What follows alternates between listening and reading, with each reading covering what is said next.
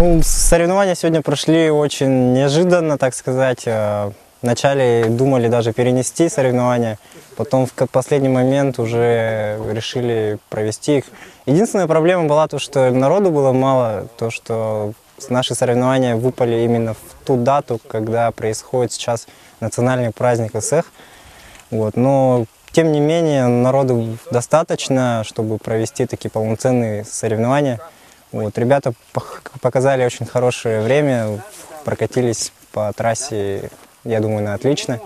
Вот. Сам я катаюсь уже 3-й год, и сейчас в категории мастера в первых 2 этапах занял 3-е место в категории любителей. Сейчас показал такое среднее время, если учитывать то, что еще велосипед собрал за 2 часа до соревнований. Вот, спасибо за это, конечно, Кириллу Старку, ну и всем спонсорам, магазину iShop, магазину Райдер, ну и, конечно же, моему спорту. Ну, в общем, соревнования прошли хорошо, все покатались, все довольны, все счастливы. А как ты вообще готовился к сегодняшним соревнованиям?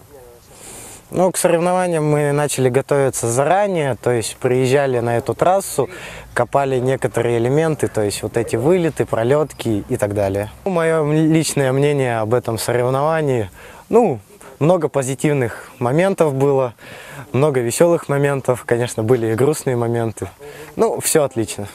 С тех пор, как я начал организовывать соревнования, и она с каждым годом, с каждыми соревнованиями имеет свои изменения. И я смотрю, что они все к лучшему. Чтобы наш велоспорт развивался, нам нужно выходить на общероссийские соревнования, кубки. То есть приглашать российских спортсменов, либо самим выезжать на общероссийские соревнования, чтобы был более активный прогресс. Итак, у нас прошло 3 этапа, осталось 2. 4-й этап пройдет на новой трассе, совершенно новой, на которой никто еще не катал. Не объезженная, так сказать, строптивая. А ключевое ее название называется High Voltage, то есть высокое напряжение. Там будет еще быстрее все проходиться и еще больше вылеты.